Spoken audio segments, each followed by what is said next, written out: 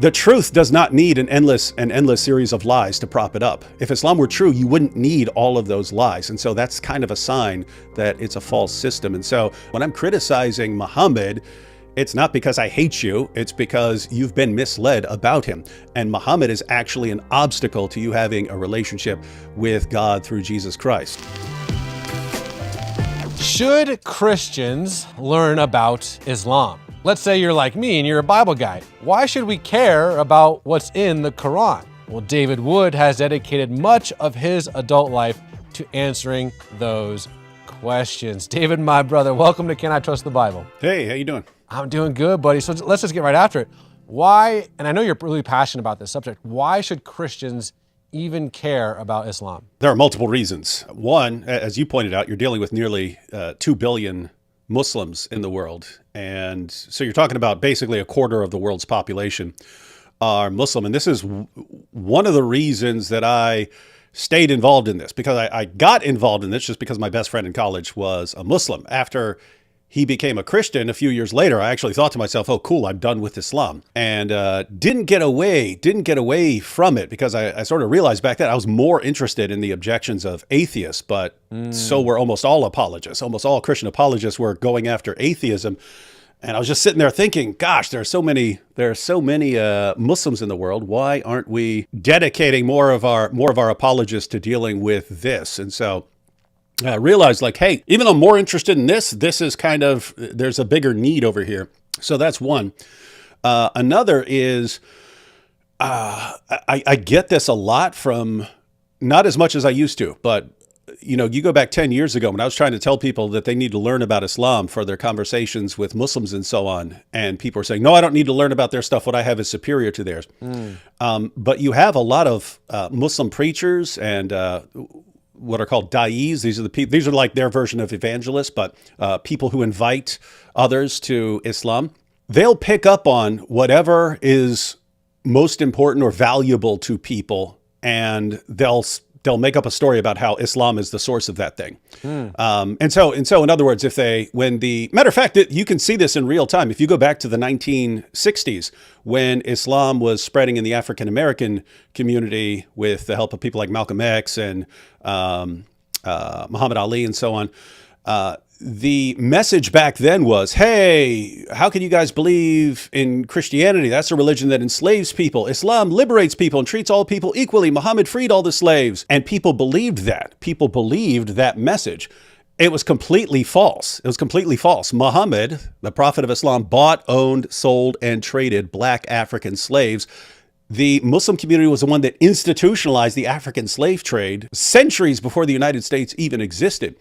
But think about this. When the preacher comes and says, hey, here's what's important to you, let me tell you, that's why you need Islam. If no one's in a position to raise his hand and say, hey, wait a minute, that's not true. What you're saying about Islam is not true. What you're saying about Muhammad is not true. This happens over and over again. If it's an area where they love science, then the Quran is a fountain of scientific learning and so on that contains scientific insights that couldn't possibly have been known by Muhammad. They must come from God.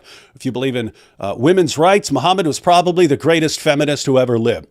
And so you have these dawah guys, and they'll preach Islam, and they are all too happy to say whatever they think will help that person convert to Islam. And if no one knows any better, no one is in a position to correct any of this stuff. And so there's that you're kind of, one of the biggest advantages the Muslim da'i has is people's ignorance, because it allows him to say whatever he wants and to convince people that Islam is true. And so that doesn't change until people learn enough about Islam to raise their hand and say, what you just said about Islam and women is not true. And so those are a couple reasons I could include more. One more important one is that Muslims make really cool Christians, as evidenced by Nabil Qureshi. Yeah, and matter of fact, that was where I saw it. I was watching. Wow, he's taking a much firmer stand than a lot of people who convert. And after a while, I kind of figured out the reasons in discussions with Nabil. But the reason lots of Muslims make really, really awesome, powerful Christians is it's connected to some of the features that keep people from ever leaving Islam. So a Muslim is basically raised all of his life to believe that the worst possible sin is the sin of shirk, associating a partner with Allah. So if you say Jesus is Lord, which is required by the gospel, if you say Jesus is Lord, according to Islam, that's the unpardonable sin. That's a one-way ticket to hell. So they're taught their entire lives that saying Jesus is Lord is the worst thing you can possibly do. They typically know that the penalty for leaving Islam officially is death. Most Muslims would say you don't apply it in a non-Muslim country, but they understand that if someone ever wants to carry out that penalty, that they could run the risk of getting their heads chopped off. And at the very least, even if no one's going to chop their head off,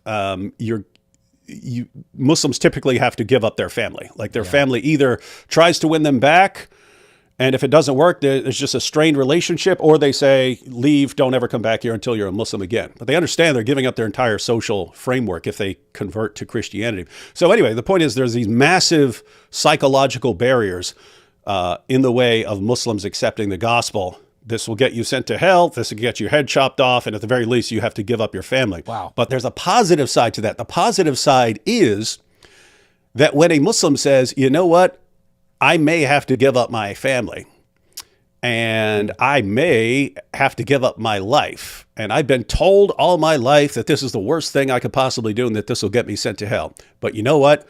I want to know Jesus anyway. Wow. That's someone who will lay down his life for Jesus, right? He's already been willing to give up everything else. Ooh. And so that's why you're not going to be able to shake that person later on. Wow, that is so insightful, my brother. Now, I want to get into more details of the Quran and what the Islamic faith actually teaches, but I want to ask you this question. Even before we got started, you're like, hey, don't share where I live, because at the end of the day, like, you are touching on a very, very, very landminey subject, which is the idea of confronting what Islam teaches. And I've watched a ton of your videos over the years, and what you don't find often, you do find people calling you all sorts of names and threats, all this stuff, but you don't necessarily find a lot of people dissecting what you said about Islam, in the sense that you're just quoting surah this, whatever, this is what it says in the hadiths, this is what Muhammad's life looked like in the hadiths. You're quoting Islamic tradition and then expanding on it. So my question is, why are you doing this? In the sense that, like, you can't be just a normal dude who goes about their day and doesn't think about the fact that you are, for lack of a better words, poking in the hornet's nest. You're doing it. A lot of people, most people, almost all people, even Bible believers, would be kind of terrified simply to resuscitate what the hadith and the Quran say, but you do it openly, brazenly on YouTube. Why do you, David Wood, do what you do? I believe in like divine purpose behind where we are in history right now. That so if you go back like 20 years, we were getting the statistics on just population growth rates in the Muslim world, and Muslims had the fastest growth rate, not from conversions, but from just high birth rates in Muslim countries. And so they were predicting that, by the year 2050, this European nation is going to be Muslim majority. By 2060, this European nation is going to be Muslim majority, and so on. And it was presented as this is all just straightforward math. And so it was looking like, oh, this is really, it's inevitable. It's inevitable. And I look at that, and at the same time this is about to happen, at the same time we're being told Islam is inevitably going to take over large sections of Europe and so on. All of a sudden, at that exact same time, for the first time in history, we get open access to Muslim sources. When I talk about back in the 1960s, if a Muslim preacher was making things up and how Muhammad liberated all the slaves and so on, how would a person in the 1960s be able to even respond to that? You have to have the hadiths. They hadn't even been translated yet. You didn't have access to them. No one was in a position to refute something that's being made up.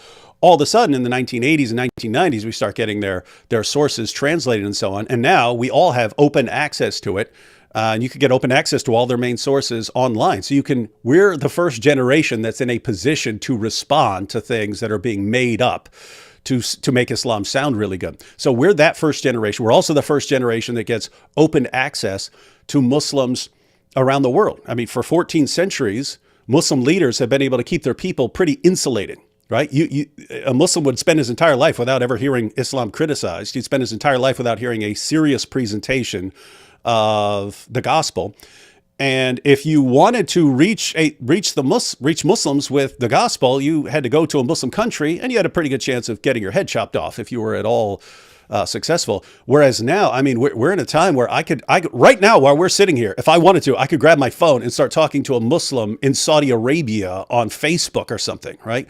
So that's something that's massively changed, that now Muslim leaders cannot keep their people completely insulated and isolated. We have open access to Muslims in Pakistan and Saudi Arabia and Iran and so on.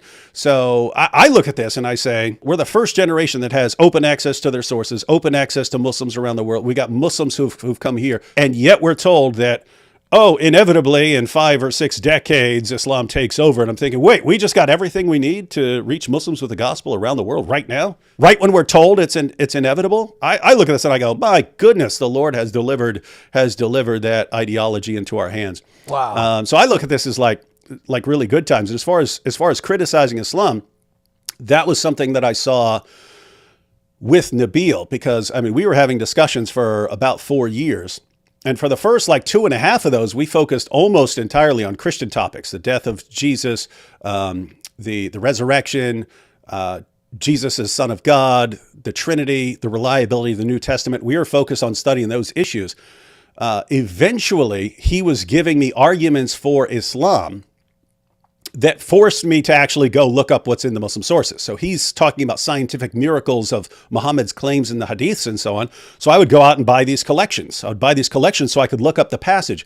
And then I would look up the passage and I would go, whoa, that's not what it says. That's not what it says. But I would keep reading and I would go, hey, look at this. This is completely wrong. And this is some really messed up stuff. And I would go back to him and I would say, hey, you pointed this out. Keep in mind, he wasn't being deceptive. He had read this in an Muslim apologetics book, or heard this from a Muslim speaker or something like that.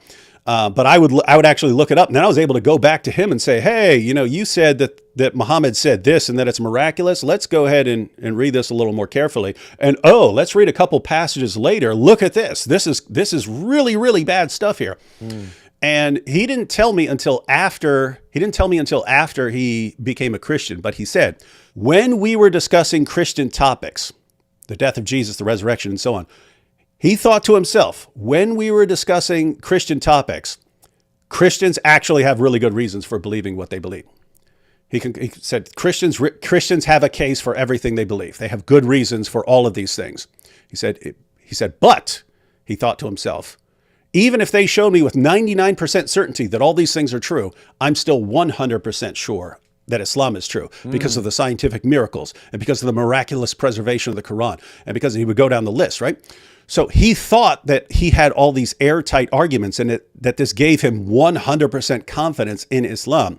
He said it wasn't until we challenged Islam and we started going through Islamic beliefs about Muhammad and the Quran, and he saw problems where he didn't know there were any, and he saw that the arguments weren't as good as he thought, that doubting Islam and at least not having that 100% confidence is what allowed him to take the gospel more seriously. And so that's just been my experience. It's not always, but most of the time, the vast majority of the time, I would say in my experience, 90 to 95% of the time, when a Muslim leaves Islam and becomes a Christian, it's only after someone showed him some serious problems with Islam. And so I'm just saying this because I've had Christians saying, no, just preach the gospel. Don't point out the problems with Islam. Well, you're preaching the gospel and he thinks he's 100% confident in Islam because he's been built upon this foundation of just making things up. Why would you not want to expose those? And so he can actually take what you're saying seriously. So yeah, that's why it was just Nabil. I realized how important it was back then to be criticizing this stuff. And so I realized, hey, it's not just him. The rest of the Muslim world, they all need to hear this too. That is so insightful. Now, for those of you who don't know, Nabil Qureshi was brought to the Lord basically by David, and he wrote a book, really famous book called Seeking Allah, Finding Jesus. I think it's brilliant. I've read it. It's a very easy, understandable read. So if you want to, I couldn't recommend that book enough. So let's get after it, brother. Let's talk about those things that you were able to see in Islam. And again, if you're watching this, you come from an Islamic background, you come from a Middle Eastern country, whatever it might be. This isn't a gotcha. This is just, I think, us trying to lovingly show you what your own books say. And we're doing this because we believe that Yeshua, Jesus of Nazareth, is the salvation that you know in the depths of your heart that you need. And he's in the scripture, Jesus is called Emmanuel, God with us. And we truly want that for you. So my friend David, can you start to unpack some of the things in Islam that you started to point out with Nabil that led him to question if this was the one true way? Yeah, there's kind of two different categories of things. So one is showing him that the arguments for Islam that he'd been given were actually either much weaker than he realized, or they're just based on complete fiction. So that's one category. The other were more offensive problems with Islam. In other words, going in and showing, hey, here's a reason this guy can't be a prophet. Here's another reason this guy can't be a prophet, and so on. So as far as the arguments for Islam, fortunately, this after a couple decades of people working at this, we're starting to see some changing tides here. Because if you go back even 10 years, your average Muslim was convinced that you could pick up any two Qurans in the entire history of Islam. So you could pick up a modern Quran, you could go to a 10th century manuscript. It doesn't matter what you go to, and they will match up perfectly, dot for dot, letter for letter. That's what your average Muslim believes. And so you think, how do you make an argument about that? I mean, you could perfectly preserve some random book, a dictionary, something like that. That wouldn't mean that it's from God, even if it lasted many, many centuries. But they actually believe that, like, hey, wait a minute, we know when people copy books by hand, they make mistakes and so on. If no one ever makes a mistake when copying the Quran, doesn't it seem like Allah is miraculously preserving this book by not allowing anyone to make a mistake? Anyway, this is what your average Muslim believed. And they think, wow, we have proof that our book is divinely preserved by the Almighty. Problem is, when you do any bit of research on this, it would literally take you 5 minutes of research to find out how silly and ridiculous this is. You go to the history, according to their own sources, the history of the Quran. After Muhammad died, entire chapters of the Quran came up missing because Muslims weren't reciting them enough. Large passages were lost forever because the only people who had them memorized died in battle. Individual verses were eaten by a sheep, because Aisha had the only copy, and a sheep came in and ate them. And those verses are no longer in the Quran. We have records of this stuff. In fact, the Quran wasn't actually compiled into a book until they realized they were losing so much of it that they need to avoid losing more, because the original goal was to preserve it primarily through memory. If someone jotted down a copy, it was just an aid to memory. This is just you take back to your tent and you can recite it from what you wrote down. They had no concept of this actually being put together into a physical book. So the reason they put it together into a physical book was just because so much of it was lost. And then down through the centuries, you have tons and tons of tens of thousands of textual variants in Quran manuscripts, and you have different Qurans in different parts of the world today.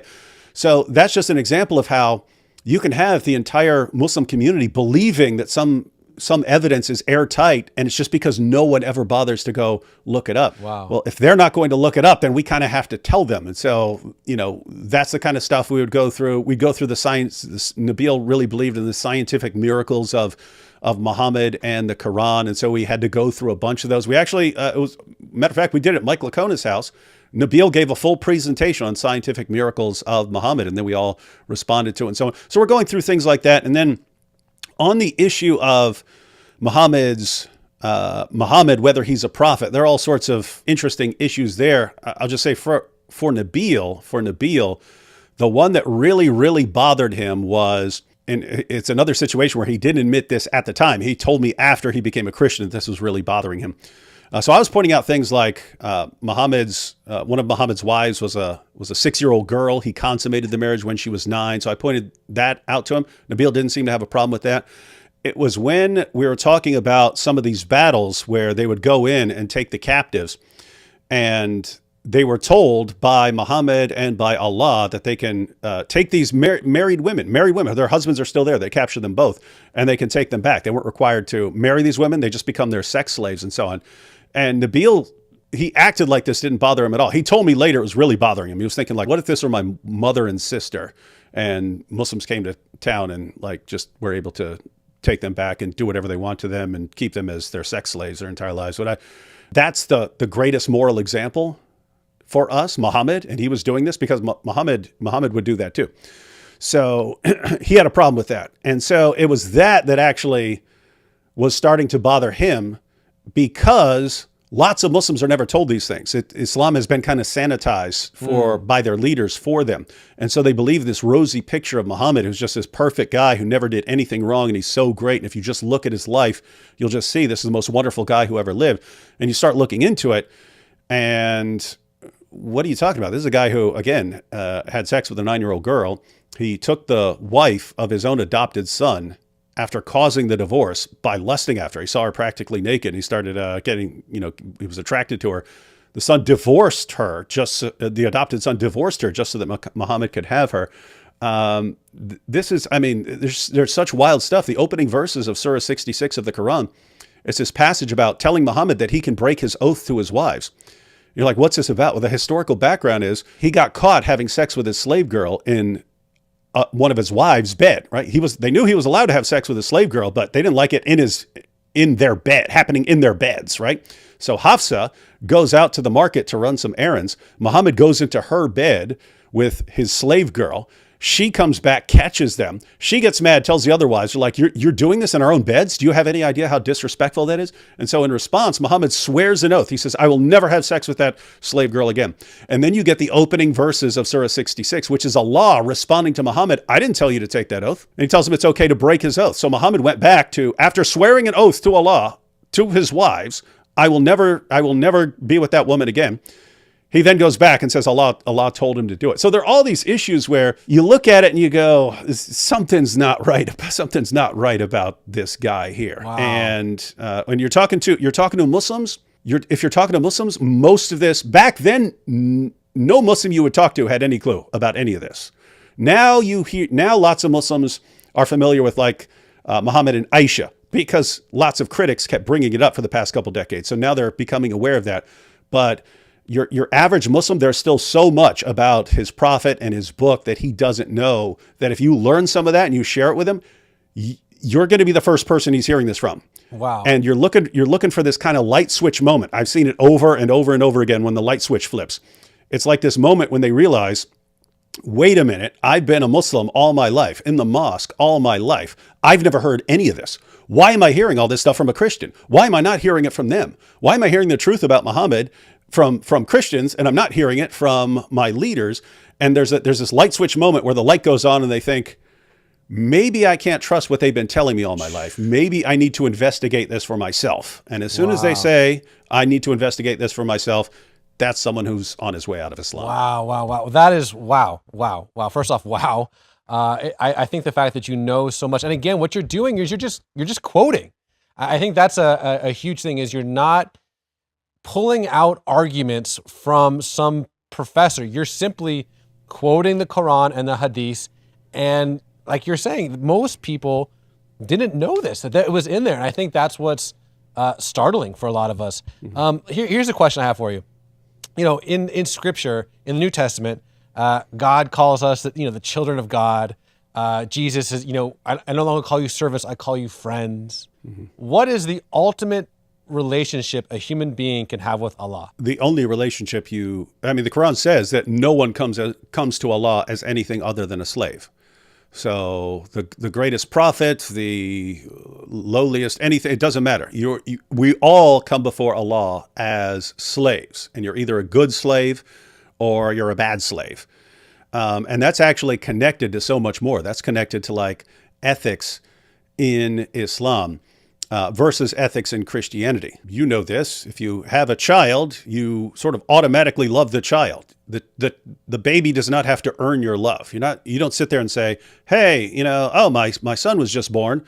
Let me wait till he grows up and then I'll figure out if I love him or not based on how good he's being. Right. No, you automatically love your son.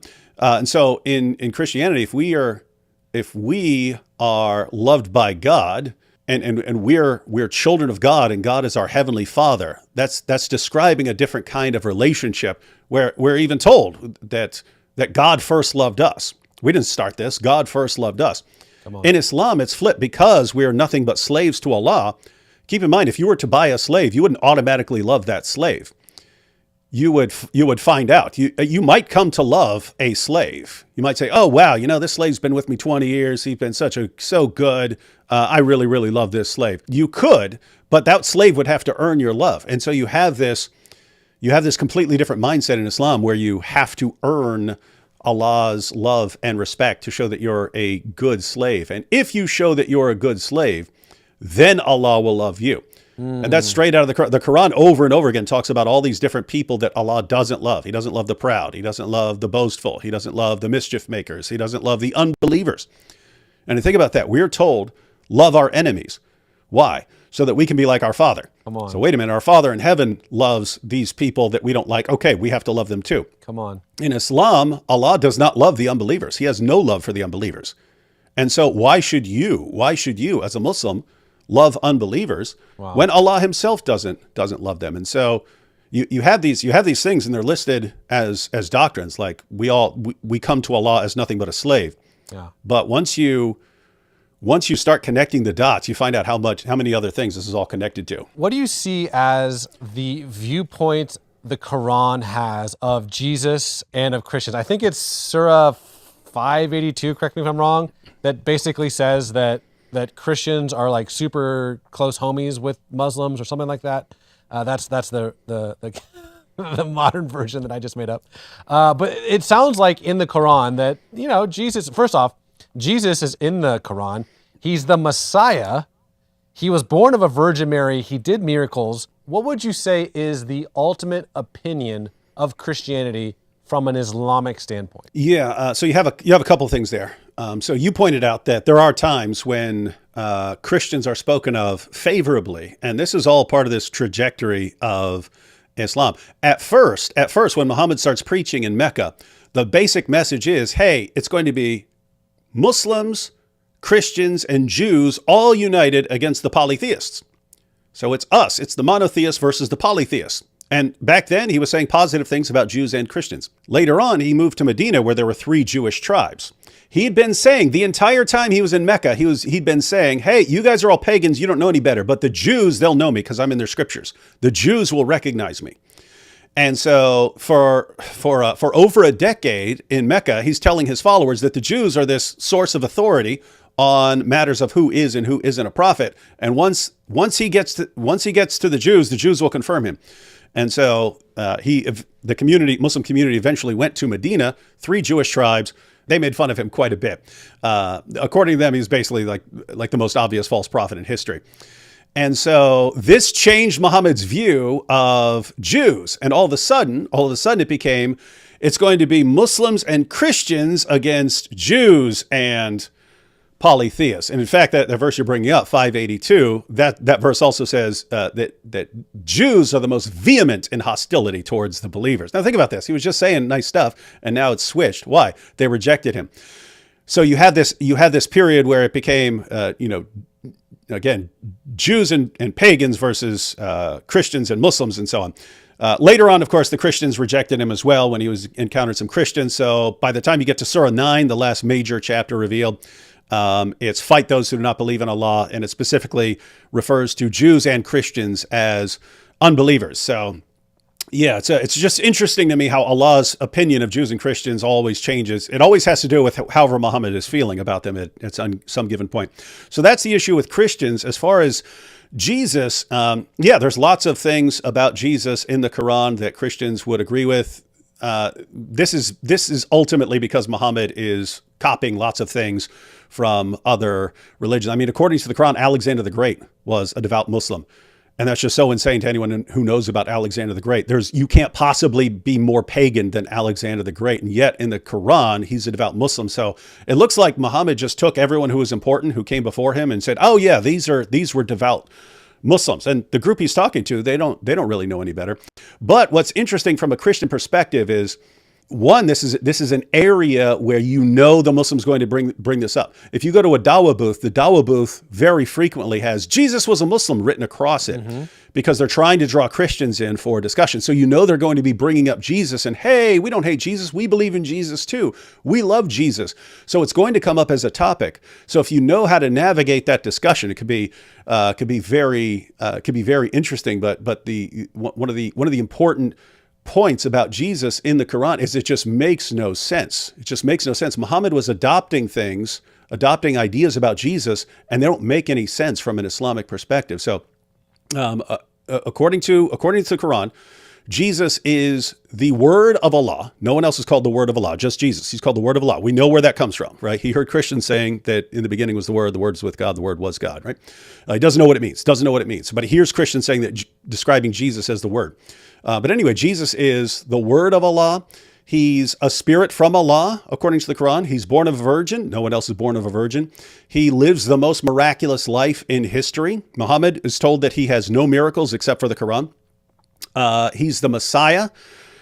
He's all these things. He even in the Quran creates as Allah creates. Allah creates a man, Adam, out of clay and breathes into him, and then Adam becomes man. But Jesus does the same thing in the Quran. He creates clay birds and breathes into them and and gives them life. And it's like, why is Jesus creating in the same way Allah creates? And the Quran will say, oh, he does it by Allah's permission. It's like, wait, why is Allah having this guy do these things that are making people around him think that he's God? And so you look at this and say, you can ask your Muslim friend, you say, hey, explain to me why Jesus is so unique, even in Islam, not just in Christianity, even in Islam. Why is he the one who's the word of Allah? Why is he the one who has the most miraculous life? Why is he the one who's born of a virgin? Why is he the only one who's sinless? Why? Why is he so unique? And there's no Muslim answer. It's just, well, Allah knows best. And so what you actually want to do is go through that, get the Muslim to realize, yeah, there's no real reason to make Jesus so radically special in Islam. There's a reason for him to be radically special in Christianity. Why is he so radically special in Islam? And you move this into a discussion was, well, can you blame us? Can you blame us for thinking that Jesus is this special figure when even according to your religion, he's that special? You know, you eventually want to get into comparing Jesus and Muhammad and to pointing out the areas that the Quran denies, because here's the ultimate takeaway. Jesus comes and he's preaching. And then you get to the book of Acts and you see, he's just spent 3 years with his disciples, teaching them all kinds of things. But when they go out and preach in the book of Acts, you see over and over again what they regard as the gospel. It's a message about Jesus' death for sins, his resurrection, and his divine nature. So he died on the cross for sins. He rose from the dead. He's Lord. They emphasize that wherever they want. And so we're also told in the Bible that false prophets and false teachers are going to come. What are they going to do? They're going to lead people away from the truth of that message. And then all of a sudden you get to Muhammad centuries later, and Muhammad comes along. Think about this. And Muhammad comes along. Hey, you Christians, you believe in God? So do I. You believe in the prophets? So do I. About Jesus, you believe that he's the word of God? So do I. You believe that he's born of a virgin? So do I. You believe that he performed all these miracles? So do I. You believe that he's sinless? So do I. You believe that he's the Messiah? So do I. We agree on all these things. We agree on pretty much everything except these 3 little things. 1, he didn't die on the cross for sins. 2, he didn't rise from the dead. And 3, he's not Lord. Now, if we could just get past that, then we're good to go. And the Christian response should have been, my goodness, we've been waiting for you, because you were like the perfect ultimate false prophet. You agree with us on everything else except the core of the gospel, and you declare like all out assault on those core doctrines of the gospel. We've been waiting for you. So anyway, that's the importance of understanding Jesus in the Quran. You can actually respond to Muslim objections about that, but you can actually show them some of the problems with their own system. David, that is so unbelievably helpful. You are, just incredible the way you're able to just dissect such heady things and make it so easy to process. And we're going to have you back, because I love the way you're able to just inform us. But I do one last question before we let you go this time, which is this. Let's say we have someone like Nabil used to be, someone watching this, and they're a Muslim, or they live in the Middle East, or they're studying Islam, whatever it might be. And honestly, they're a little scared to be watching this. One, because as we've talked about on many episodes of Can I Trust the Bible, in Islam, it is so interwoven with their identity, with respecting their family, with not bringing dishonor, that to even think about leaving Islam would be catastrophic, and is catastrophic in a lot of ways. But they're here, they're watching this channel, they're watching this show, they're watching you, and something tugging at them, I would call that the Holy Spirit, is making them think. And you have this platform, you have this microphone for a couple more minutes. David, what would you say to someone watching this exact episode who's clicked on and they see you? Yeah, the first thing would be lots of Muslims think that if you criticize their beliefs or something, you're attacking them because you hate them. And I mean, there may be people who just, no, there are people who just hate Muslims and so on. When we criticize your beliefs and we share the gospel with you, it's not out of hatred. If I didn't love you Muslims, I'd just let you go on serving the most obvious false prophet in history for the rest of your life. I mean, what worse thing can I possibly do? So when we are criticizing Muhammad and the Quran, it's not because I look at you and I go, oh, I hate this person. It's because I look at you and I go, oh, this person has been led astray his entire life. I mean, he's been told by his sheikhs and imams that all these things about Muhammad are true and that he needs to dedicate his entire life to this 7th century Arabian caravan robber. It's like, no, you're made for something. You're made in the image of God. You're made for something better than that. So when I'm criticizing Muhammad, it's not because I hate you, it's because you've been misled about him. And Muhammad is actually an obstacle to you having a relationship with God through Jesus Christ. So even if you think we're wrong, about this, at least understand our motives. We have your best interest. In mind. With that said, as far as the arguments that are used for Islam, the same arguments that you Muslims are told by your leaders about the scientific miracles and the perfect preservation, all these things about Muhammad, his character is so great. My goodness, how do you listen to that and it never crosses your mind to do any bit of research about it? I mean, any argument that I'm listening to from anyone, my first instinct is to say, okay, let me go look this up. Let me go look this up and see if I can flesh this out and see if the evidence actually does support this. Somehow in Islam, it's here's all the evidence, but don't ever question it. No, if you just research these things, like seriously, you find out that the people who are telling you all these reasons Islam is true, they have no problem deceiving you. And there's a reason. I've tried to figure this out about the Dawah guys. That the best I can understand them is they believe that it's actually good. In other words, if I lie to you for your entire life, but it keeps you believing in Islam and you go to heaven, have I harmed you by lying to you all your life? That's their mentality. Whereas our mentality is, the truth does not need an endless series of lies to prop it up. If Islam were true, you wouldn't need all of those lies. And so that's kind of a sign that it's a false system. And so I would encourage every Muslim watching, when your leaders are telling you something, you can ask them, hey, I want to see this. I want to see this evidence for myself. Look it up. Try to look at it from the perspective of someone who's actually seriously investigating this. And then start asking yourself why Jesus is always so different, even in Islam.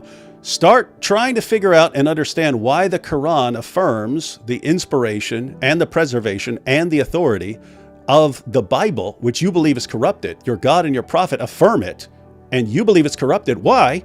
Because your leaders told you that's what the Quran says. Look that up. Look up what the Quran actually says about the Bible. Then ask yourself, why are they making this up? Why is the Quran pointing me to the scriptures of the Jews and Christians? Why is the Quran pointing me to Jesus? Why does the Quran have all these problems? And then just look into that and see where it goes. And if you're sincere, I know where you're going. David Wood, my brother, thank you so very much. We're going to have you back on. That was incredible. Thanks.